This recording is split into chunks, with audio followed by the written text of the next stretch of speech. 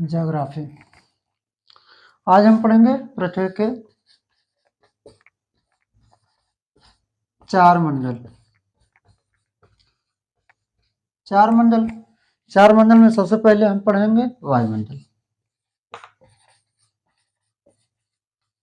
वायुमंडल में क्या होता है कि पृथ्वी के चारों ओर गैस के आवरण को वायुमंडल कहते हैं। यानी कि पृथ्वी के चारों तरफ से जो गैस का आवरण ढका हुआ है, यानी गैसों का समूह जो ढका हुआ है, उसे हम वायुमंडल कहते हैं।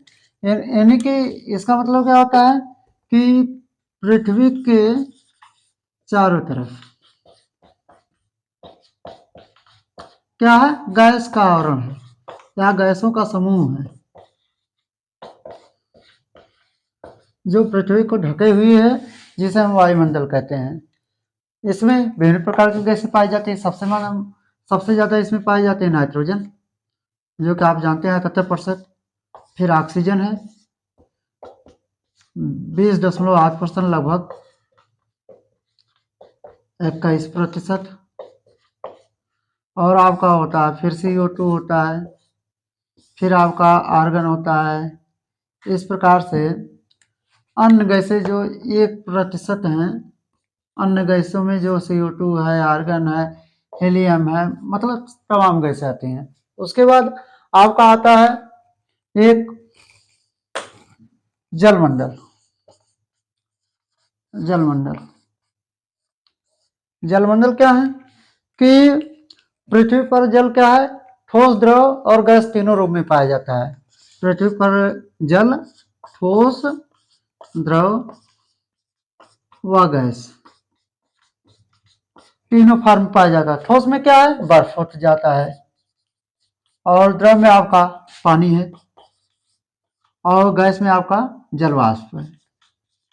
जल वाष्प यानी कि यह जल क्या है, पृथ्वी पर तीनों रूपों में पाया जाता है। तीनों को मिलाकर जिसको हम कहते हैं जलमंडल। जलमंडल में यानी पृथ्वी पर जो पानी पाया जाता है, पानी की मात्रा पाई जाती है। आप देखिए पृथ्वी पर जो पानी की मात्रा पाई जाती है, उसमें क्या होता है कि 2 प्रकार के होते हैं। एक लवणीय जल होता है, लवणीय जल, और एक ताजा जल होता है, अलवणीय जल, जिसे हम कहते हैं, या लवण युक्त लवण विहीन जल। अब देखिए क्या होता है, लवणीय जल जो महासागरों में पाया जाता है, जिसकी प्रतिशत है 97% जल जो है महासागरों में पाया जाता है। और 3% जो है जल, यह है आपका ताजा जल है। 3% ताजा जल है, जिसमें से केवल आपका 3%, इसका मतलब ताजा जल जो हम लोग पीने के लिए उपयोग करते हैं, वह ताजा जल 3% है। जिसमें क्या है, ताजे जल में भी इन 3% में भी क्या है, 68.7% केवल बर्फ है, बर्फ और हिमनदी है,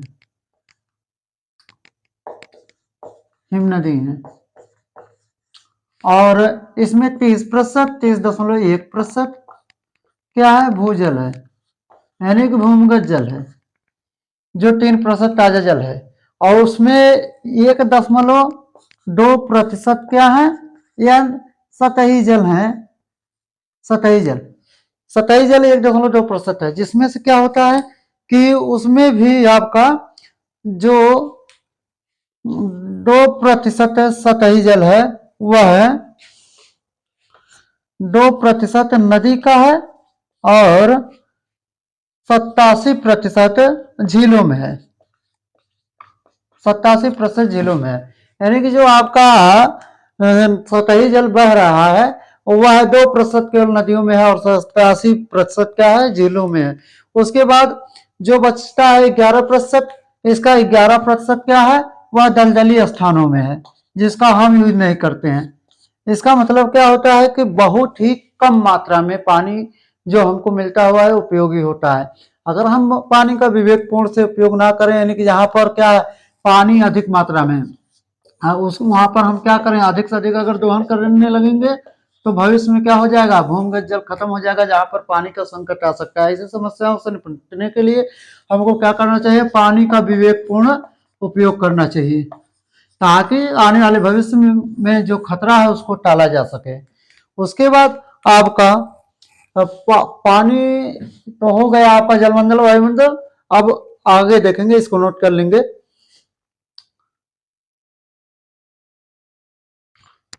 नोट करेंगे।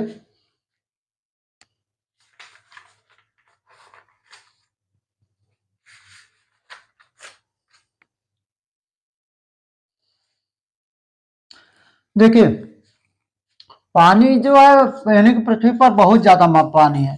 पृथ्वी पर 71% पानी है, जिसके कारण यह अंतरिक्ष से देखने पर नीला दिखाई देता है।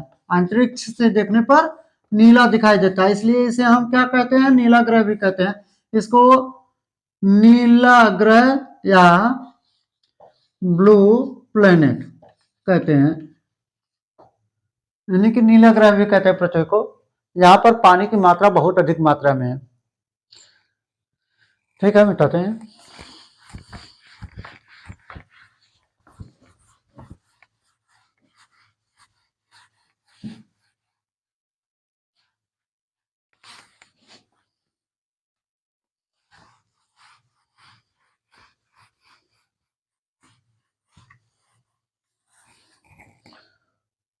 हम देखते हैं स्थल मंडल।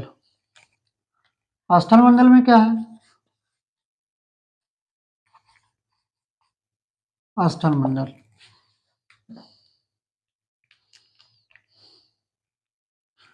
यानी कि स्थल मंडल किसे कहते हैं? पृथ्वी के ऊपरी पटल को, पृथ्वी के ऊपरी पटल को क्या कहते हैं? स्थल मंडल कहते हैं।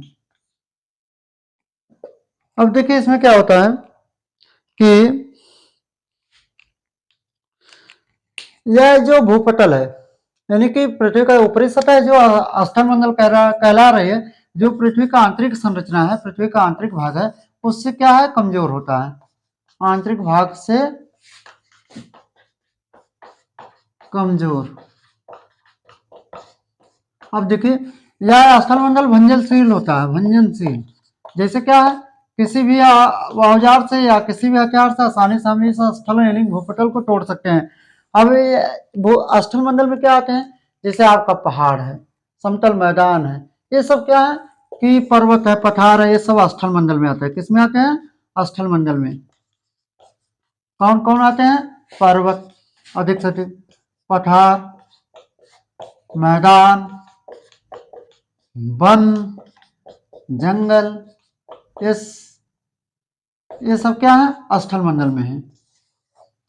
उसके बाद हम पढ़ेंगे जीवमंडल।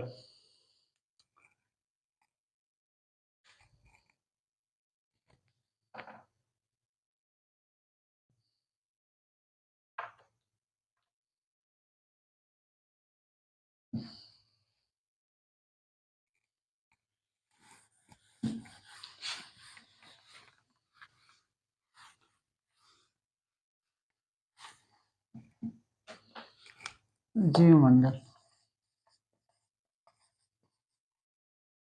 जीवमंडल क्या होता है तो देखेंगे, बताते हैं कि जहां पर पृथ्वी पर जहां वायुमंडल, स्थल मंडल व जलमंडल मिलते हैं, उसे हम क्या कहते हैं? जीवमंडल कहते हैं। अब देखिए, जीवमंडल में हम सबसे महत्वपूर्ण क्या है? जीव। जीव क्या है? ऑर्गेनिज्म, यानी कि जहां पर क्या है? जीवन संभव। हम इस प्रकार से भी कह सकते हैं, पृथ्वी पर जहां तक जीवन संभव, चाहे वह स्थल मंडल हो, चाहे वायुमंडल हो, चाहे जलमंडल हो, जहां तक जीवन संभव है, जहां पर भी जीवन संभव है, वहां उन सबको मिलाकर क्या कहलाता है? जीवमंडल कहलाता है। जैसे कैसे? स्थल पर क्या है? देखिए, स्थल पर जीव रहते हैं, जीव जंतु, यानी जानवर रहते हैं, जंतु रहते हैं। और वायुमंडल में पक्षियां रहती हैं, और छोटे छोटे आपके क्या होते हैं, जैसे वायरस भी रहते हैं वायुमंडल में, बैक्टीरिया भी रहते हैं। तो बैक्टीरिया ये सब अपवाद हैं, ये भी स्थल पर भी रहते हैं, वायु में भी रहते हैं, जल में भी रहते हैं, बैक्टीरिया वायरस। तो पक्षी क्या है वायुमंडल में? जलमंडल में क्या है? मछलियां, मछलियां, मगरमच्छ, मेढक उभयचर है, मेढक और एक और जानवर कछुआ, यह उभयचर है, यानी कि यह क्या है, जलमंडल और स्थल मंडल दोनों पाए जाते हैं। लेकिन क्या है जलमंडल के अधिक से अधिक मछलियां, मगरमच्छ। अब स्थल मंडल में क्या रहते हैं, एक देखिए सांप भी स्थल मंडल पर भी पाए जाते हैं और जलमंडल में भी सांप पाए जाते हैं। जलमंडल में पानी यानी जल में पाए जाने वाले सांप जलीय सांप कहलाते हैं और स्थल पर पाए जाने वाले सर्प क्या कहलाते हैं, स्थलीय सर्प कहलाते हैं। और उसके बाद देखिए जीवमंडल को पारिस्थितिकी मंडल भी कहते हैं। पारिस्थितिकी मंडल कहते हैं क्योंकि यहाँ पर सजीव पाए जाते हैं, सजीव पाए जाते हैं और सजीव एक दूसरे को प्रभावित करते हैं। पारिस्थितिकी यानी कि एक दूसरे से संबंध स्थापित करते हैं। वह ये सजीव आपके निर्जीव वस्तुओं से भी संबंध स्थापित करते हैं और सजीव वस्तुओं से भी संबंध स्थापित करते हैं, इसलिए एक दूसरे से प्रभावित होते हैं। जैसे क्या होता है, निर्जीव में सूर्य के प्रकाश, वायु, ताप, दाब, इनसे प्रभावित होते हैं सारे जीव। और क्या होते हैं, सजीवों से कैसे प्रभावित होते हैं, सजीव में क्या होता है कि अगर यह आपका स्थल मंडल में जंगल है, अगर जंगल में क्या है कि शेर है, शेर से डरते हैं लोग, क्यों से डरते हैं, प्रभावित होते हैं जैसे छोटे छोटे जानवर कि शेर शिकार करता है। जो मांसाहारी है केवल मांस पर टिका हुआ है और जो शाकाहारी है ये भी जंगल को चरते हैं, यानी कि सारे एक दूसरे से क्या करते हैं, संबंध बनाते हैं। जैसे शाकाहारी क्या करते हैं, घासों पर यानी कि घासों या पौधों पर टिके रहते हैं, मांसाहारी उन पर टिके होते हैं, शाकाहारियों पर। मांसाहारी कुछ सर्वाहारी होते हैं जो मांस भी खाते हैं और तो उनका छोड़िए, या आपका परिस्थिति मंडल भी कहलाते हैं, यानी कि जीव मंडल क्या कहलाता है, परिस्थिति मंडल भी कहलाता है। इसके बाद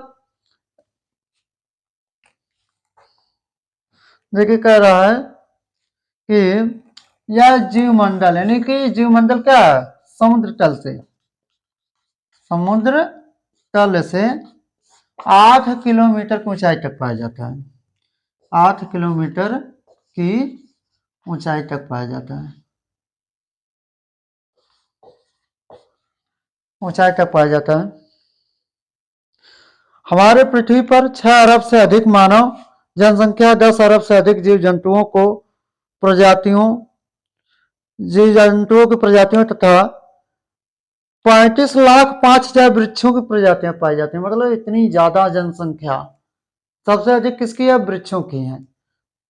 आज भी वृक्ष हमारे लिए क्या है, सबसे महत्वपूर्ण गैस का उत्सर्जन करते हैं जिसको हम जीवनदायिनी गैस कहते हैं, ऑक्सीजन। ऑक्सीजन का निर्माण आज भी हमारा टोटली रूप से पौधों पर डिपेंड है। अगर जिस तरीके से जनसंख्या बढ़ रही है इस तरीके से अगर विस्फोट होता रहा तो आने वाले भविष्य में क्या हो सकता है इसका कोई अनुमान नहीं लगाया जा सकता है, क्योंकि जहाँ पर जो प्रदूषण बढ़ा है वहाँ पर बीमारियाँ बढ़ी हैं।